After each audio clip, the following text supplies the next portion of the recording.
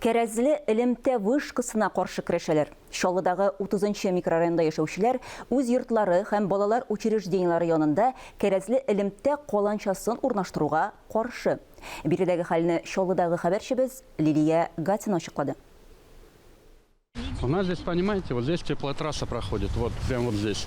Сәгать кичке 5 ял көннәре урамга чыкканнан соң ис китмәле хәлгә тап булалар. Эшчеләр җылылык трассасы янында казу эшләрен башкарган, аны башкаруга рөхсәт документларын смартфондагы тонык фотографиялар белән күрсәткән. Полиция чакыртырга туры килде дип сөйләде Вячеслав Шарапин. Мине беренче чиратта документларның тәртиптәме, рөхсәт бармы юкмы икәнлеге кызыксындырды. Кулларында берни юк иде.